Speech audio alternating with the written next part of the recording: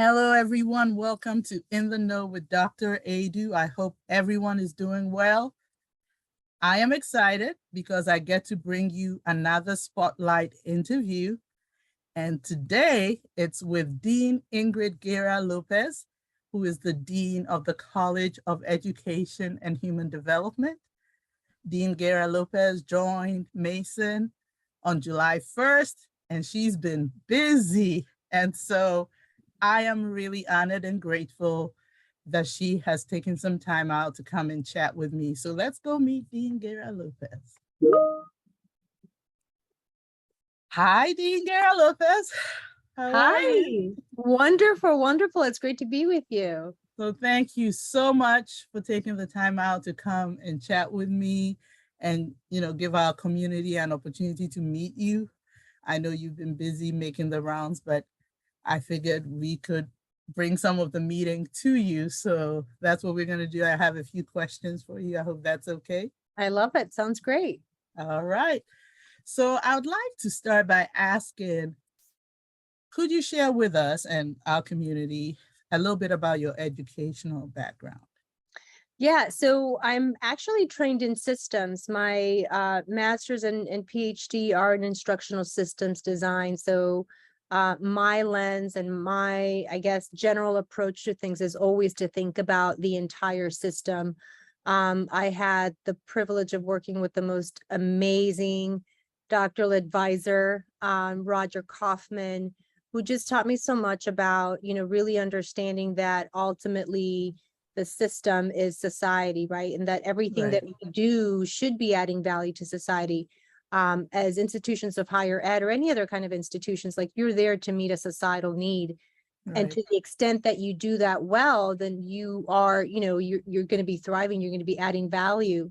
So that's kind of the thinking that I always bring into my work and the institutions that I work with. I really tried to sort of distinguish those means from the ends, right? Like, what are we here to do? So, so prior to that, actually, I kind of navigated the liberal arts. I was in, search for the meaning of life and truth. So I think I started with I don't know, I think I started communications, but really I was focused on philosophy and English, and ended up with an undergrad in psychology, but just was fascinated to understand the human condition and human behavior.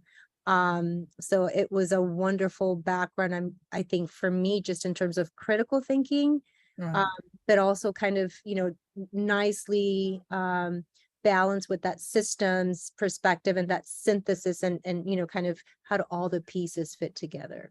Right. So it all fed into where you are today. Exactly. Cool. Also, could you share a little bit about your professional background prior to coming to Mason? Sure. I served as interim dean of the College of Education at Wayne State University for a couple of years prior to coming here. And prior to that role, I was at Wayne State University's graduate school, also serving as an interim dean role. And I got to say, I wasn't really looking to pursue an administrative leadership career, but it was just, as I said before, my fascination for systems and really getting the opportunity to work across different units, across disciplines, across different aspects of education. So that was what was really interesting to me and appealing. Oh, cool. So then the next question is, why Mason? Mason is a really, really fascinating place. So yes, it is. I will say that like Mason, Wayne State was the most diverse campus in the state, which is something that for me, I was very proud to be a part of. And so that attracted me to Mason. Mason's mission really appeals to me, right? Like to really be here, not, to be the best, in the world and world domination, but really to do good for the world, right? Yes. To really engage in work that is directly relevant to creating a more just, generous, and just, prosperous world. So I really related to Mason on in terms of the mission. And I just was also so fascinated by the, kind of equitable student outcomes that it's been able to achieve. So I thought that's a really interesting place. There's some really interesting ideas and work going on there, and I just want to be a part of that. I think also the fact that it's such a young institution is exciting because to me, I think, we certainly want to be informed by the past as we look ahead. Right. And I think the fact that we're a young university in a certain way kind of frees us, if not freeze as in frozen, but freeze, Right. it allows us to really look forward without this baggage of like carrying this long legacy of how things have to be. So I think that kind of agility is really a great support for us to be as innovative as possible and to think about what it could be, not just what it has been. Right. I share that also, that we have that advantage of being younger. So we are a little bit more nimble and fluid Right. in terms of strategic innovations and all that.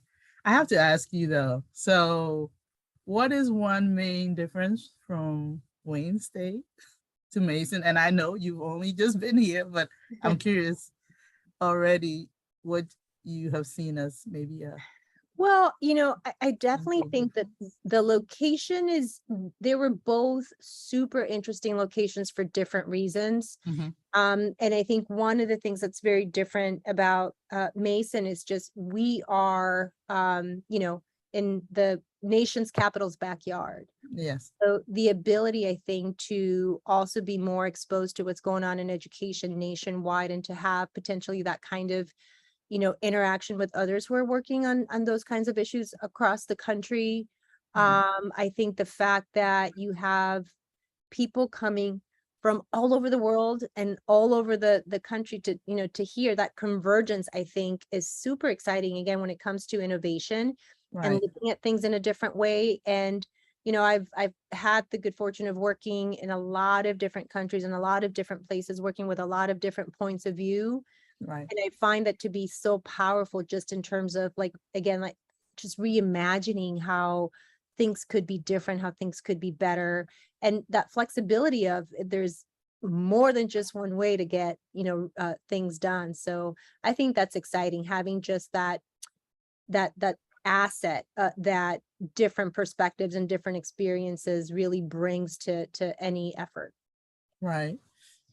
So I know this is almost unfair to ask to give us a snapshot of your vision, because so I mean, however you think, just a tidbit. How about that? Just a tidbit about where you see us going as a college. If you could Yeah. share.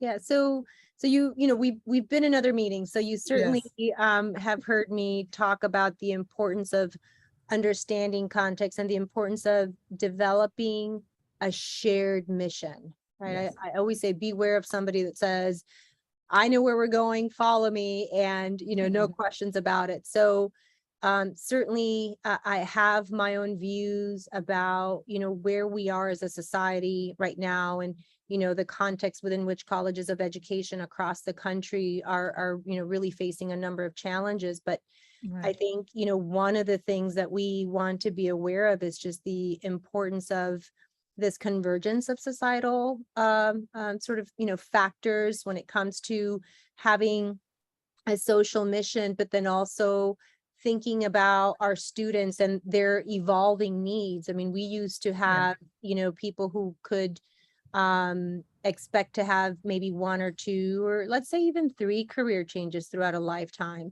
Right. Now, with the science being the way it is and people living longer lives, we're going to expect them to be moving jobs and careers, as many as, a dozen times, if not more. We also have Right. gig economy.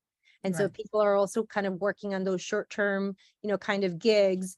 And so I think, that's all to kind of really tell us that in addition to the traditional undergraduate, graduate degrees that we've always been able to offer, I think that meets the needs of a small subset of our population, and that there are so many more emerging needs, I think, as we think about lifelong learning, career Right. switches, the needs of employers as well. Mhm. I'm, certainly someone who benefited, as I mentioned earlier, about a good liberal arts education, Yes. and how important that was for me to develop that sense of, critical thinking and engagement with my environment. So I think that within itself is a very important value that we get from education, from formal education. But in addition Right. to that, many of us come to university to, be able to, kind of take that leap of social mobility, to be Yes. able to, pursue a career that allows us to have the kind of income that we need to support ourselves and our family, et cetera. So there's also that very important, I think, alignment that needs to occur between the evolving needs of employers and what they're looking for in terms of graduates.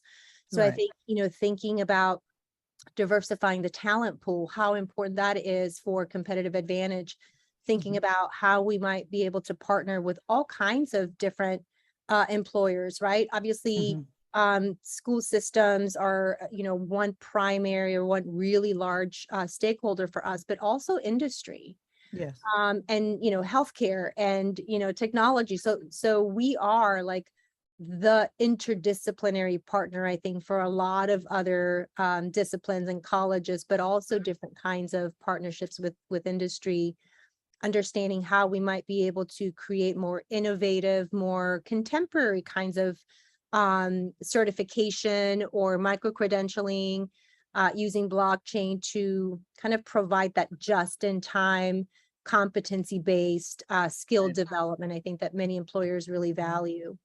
So, and I also mentioned technology. Of course, we see that technology, all different kinds of technologies, um, are, from digital technologies to, AI and machine learning, Right. all these different things. They really are, I think, affecting every aspect of our lives. And so as we reflect on how that's having an impact on education, how it's having an impact on how we work, right? We Right. talk about Industry 4.0, what are the implications for education as we think about the amazing technological innovations that are being created on a daily basis, right? What are the implications for training the workforce to be able to use those, to be able to Right. learn with those tools? Yes. So I just think that there's so much opportunity. I'm really excited about our college in particular. We have a huge asset in that our college is very interdisciplinary, right? Yes. So we have our three schools. We have our School of Education, but also our School of Kinesiology and, of course, sports, recreation, and tourism management. Yeah. So it's just, I just think it's one of our really big strengths, and I'm excited to be a part of it. Well, that's excellent. And we are also excited to have you and to see where we go in this new era. So I want to switch from the professional to a little bit of the personal to find out Okay. what are some of your hobbies when you have all that downtime that Yeah, all the downtime. that you Um, never have. it, so those that know me know I'm a big fitness buff, and so Okay. it's just something that I do to take care of me, and Right. my family knows, like, listen, don't bother mom, don't mess with mom until she gets her Mhm. exercise in the morning. So I get up at Mhm. the crack of dawn, get my workout in as much as Yes. possible. I also, my kids are big sports buffs. My older son is more into the team sports, but my younger one is more, into more of the parks, going, and Oh, okay. exploring nature and that sort of thing. Yeah. So we're also big outdoors folks. And I think both my husband and my kids are obsessed with fishing. So it's kind of like a 3 times a week thing that is Oh, wow. Okay. yeah. Okay. So So, they are enjoying the parks. They're enjoying yes. the, kind of beautiful scenery and outdoors that surround us. So yeah, we're all in all pretty active folks. And Right. unfortunately, I also love all kinds of, food. And so I've been really exploring all the Yes. amazing restaurants in the area. So Yeah. that's another sort of family hobby that we've engaged in now. Like, okay, what are we hitting next week? So it's like we're discovering it, one place per week is kind of our deal. So Yes.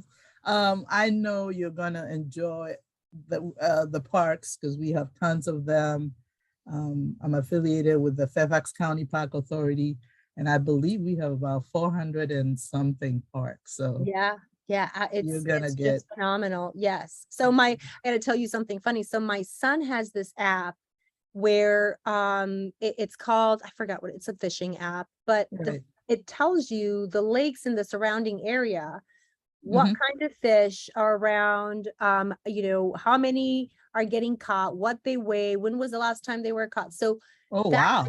that's the tool he's using to navigate the different lakes and parks that Oh, that is cool. I the did not know yeah, something. just to give you an example of Yeah, how technology is that's literally right. That's influencing right. everything. That's right. So I do have another question, which is what is one surprising thing about you, Dean Guerra Lopez, that if we knew would be like, wow. So some, in this arena, I've learned some people play the guitar, some people do other things, and Yeah. I was surprised. Maybe others weren't, but I was wondering if you do have one that you want to share. I mean, I don't know that there's anything other than like, what I want to do when I grow up is write like the big existential novel, right? Hey, okay, That okay. might be kind of something funny, but yeah, I've mentioned before that I've been part of the CrossFit community for a number of years now. And unfortunately I haven't really been as active and integrated in Mhm. the community since the pandemic. It's just been really difficult to keep up with the time that I was putting into it. But Right. prior to that, I was, pretty hardcore and Oh wow. Okay. competitive. So I did make it to to some of the kind of preliminary rounds there for a while for my age group, of course. So I was really proud of that. And, Well, yeah, yeah, so yeah. just, Do you? So there's a show that someone I know likes, American Ninja Warrior. Is there something that interests you? I'm not planning on doing it anytime soon. That's hardcore. Although I just recently started watching Ultimate Beastmaster. It came out some years ago, but I think there's like Mhm. a different version of it. Okay.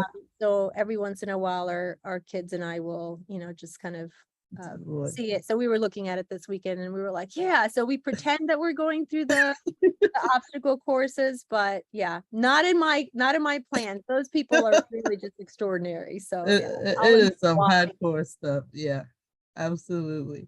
Well, thank you so much for sharing that. As we kind of come to the end of it, I was wondering, you have really highlighted some of the key areas that we need to be looking at, right? Technology and the integration of disciplines and, you know, attaching the social responsibility, social justice, social equity pieces to it.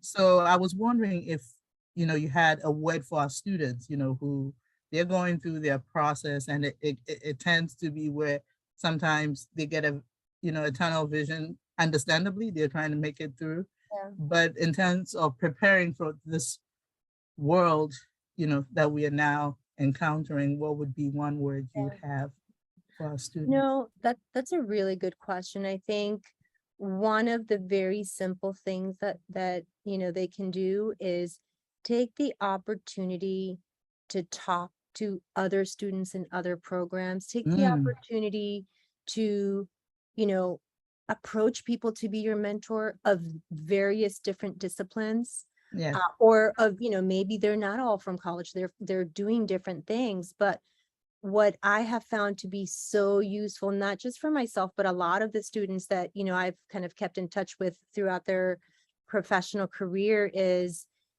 what a great advantage or what great value it was to know a little something about something outside of their field or something that they Right. were, kind of trained to do. Right. You might want to be the only, we don't deal with engineers, but just an Hmm. example, maybe Hmm. the only engineer who actually, had an English background. It turns out you're a great writer. And that, Right.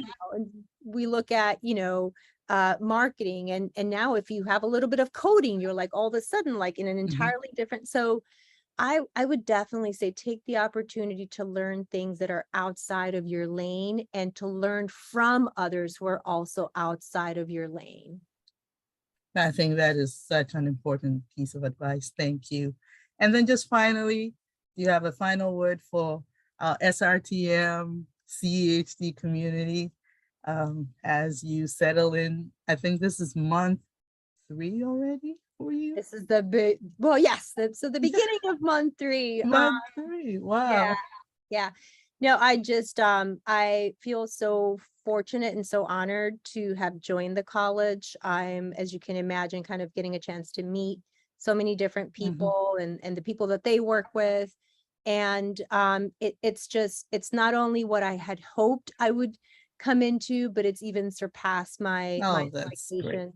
So it's just a wonderful group of colleagues. I'm getting to meet some students, so I'm just so honored to be a part of this community. So thank you for the warm welcome.